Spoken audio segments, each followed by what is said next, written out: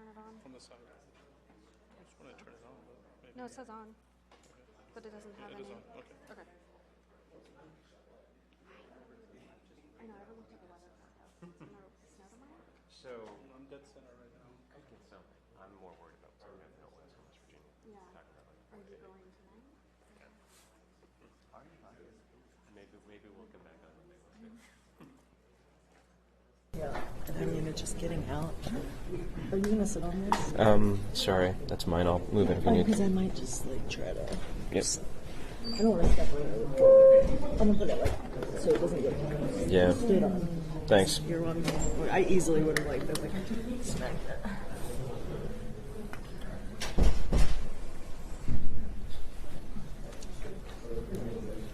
I guess this thing's going to happen soon. Sorry, guys. I think I'm Yeah. gonna feel a little claustrophobic. Nice.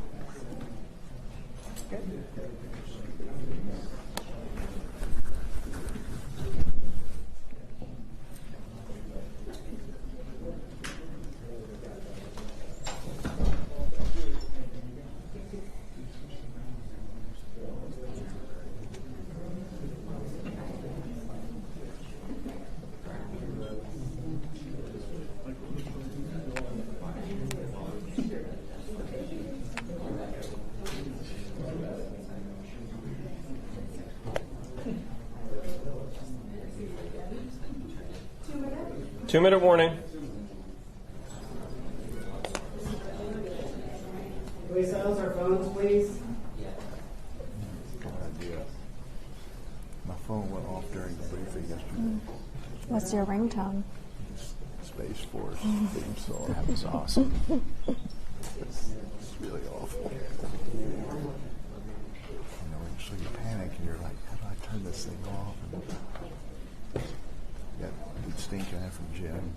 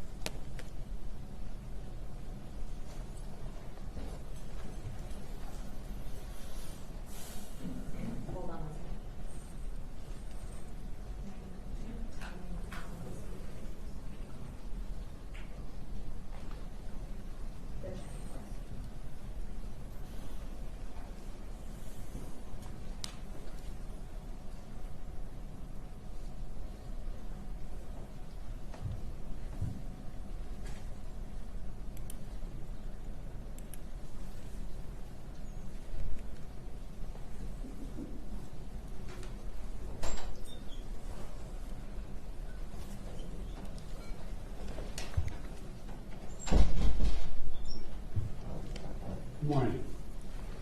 Sorry to keep you waiting. I've just spoken for some time with President Zelensky of Ukraine.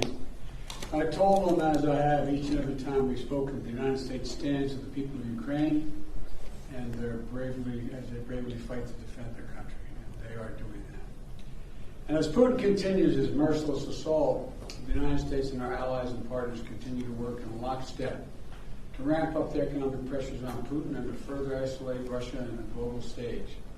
Later today, together with other NATO allies and the G7, Canada, France, Germany, Italy, Japan, the United Kingdom, as well as the European Union, we're going to jointly announce several new steps to squeeze Putin and hold him even more accountable for his aggression against Ukraine.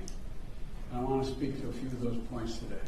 First, each of our nations is going to take steps to deny most favored nation status to Russia. A most favored nation status designation means two countries have agreed to trade with each other under the best possible terms. low tariffs, few barriers to trade, and the highest possible imports allowed. In the United States, we call this permanent normal trade relations, PNTR. It's the same thing.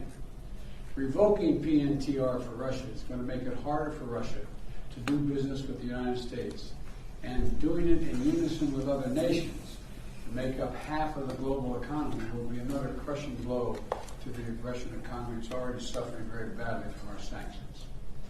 And I want to thank Speaker Pelosi, Leader McCarthy, Leaders Schumer and McConnell, and Senators Wyden and Crapo, Representatives Neal and Brady for their bipartisan leadership on this in the Congress. I would like to offer a special thanks to Speaker Pelosi, who's been a strong advocate for revoking PNTR and who agreed to hold off on that in the House until I could line up all of our key allies to keep us in complete unison. Unity among our allies is critically important, as you all know, from my perspective. Many issues divide us in Washington, but standing for democracy in Ukraine, pushing Russia's aggression, should not be one of those issues. The free world is coming together to confront Putin. Our two parties here at home are leading the way. With that bipartisan cooperation, I'm looking forward to signing into law a bill revoking PNTR, which is, again, most people think of as most favored nation status. We're also taking a further step of banning imports of goods from several signature sectors of the Russian economy, including seafood, vodka, and diamonds. And we're going to continue to squeeze Putin. The G7 will seek to deny Russia the ability to borrow from leading multinational institutions, such as the International Monetary Fund and the World Bank. Putin is an aggressor. He is the aggressor. Putin must pay the price. He cannot pursue a war that threatens the very foundations, which he's doing, the very foundations of international peace and stability, and then ask for financial help from the international community.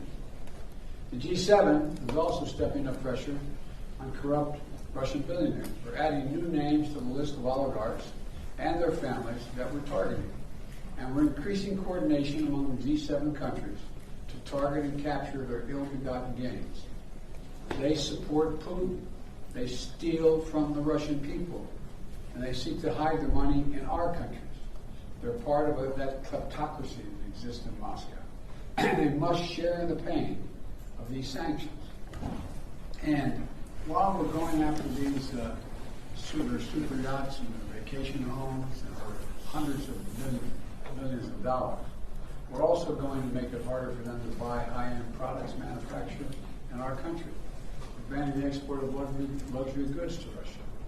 They're also the latest steps we're taking, but they're not the last steps we're going to take. And as I said, at the beginning of all these steps, we're going to hit Putin harder because the United States and our closest allies and partners are acting in unison. The totality of our sanctions and export controls is crushing the Russian economy. The ruble has lost more than half its value. They tell me it takes about 200 rubles equal $1 these days. Moscow Stock Exchange has been closed for 2 weeks because they know the moment it opens it will probably collapse. Credit rating agencies has downgraded Russia's government to junk status. Its economy to junk status. The list of businesses, international corporations leaving Russia is growing by the day. We're also continuing to close corporations with allies and partners to make sure that the close cooperation we continue to have, the Ukrainian people are able to defend their own nation. The United States has sent more than $1 billion in security assistance to Ukraine over the last year, including anti-armor and anti-air capabilities, taking out tanks and planes and helicopters, with new shipments arriving every day. We, the United States, are also facilitating significant shipments of security assistance from our allies and partners to Ukraine. And the humanitarian front, we're working closely with the UN and humanitarian organizations to support the people of Ukraine who have been displaced by the violence of Ukraine. We're providing tens of thousands of tons of humanitarian supplies, food, water, and medicines, coming by truck and train every single day. Yesterday in Poland, Vice President Harris announced an additional $53 million in additional humanitarian support to Ukraine. That brings the total humanitarian assistance to $107 million in just 2 weeks. We join this effort with more than 30 other countries for providing hundreds of millions more. And last night, with a great credit to Congress, passed a bipartisan spending bill that included an additional $13.6 billion in new assistance to the Ukrainian people. I look forward to signing that immediately. I also want to be clear, though. We will make sure Ukraine has weapons to defend against an invading Russian force.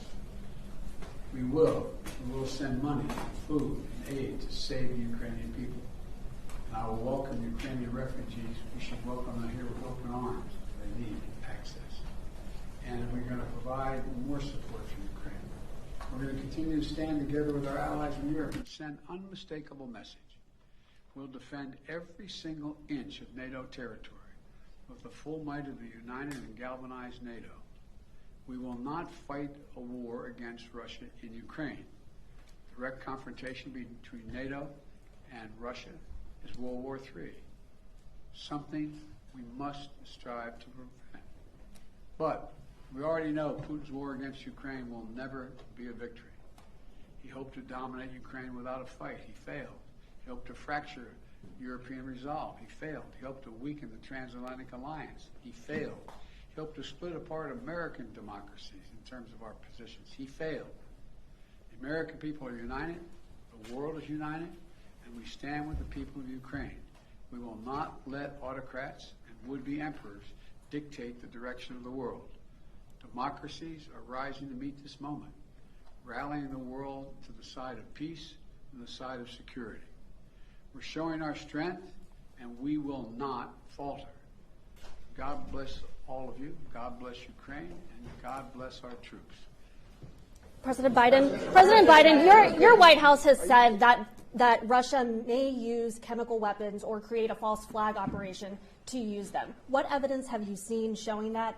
And would the U.S. have a military response if Putin does launch a chemical weapons attack? I'm not going to speak about the intelligence, but Russia would pay a severe price if they use chemical Would the weapons. U.S. send troops in? Defending the federal gas tax?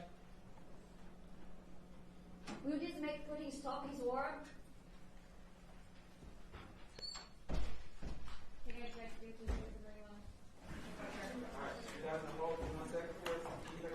Oh, now we go outside.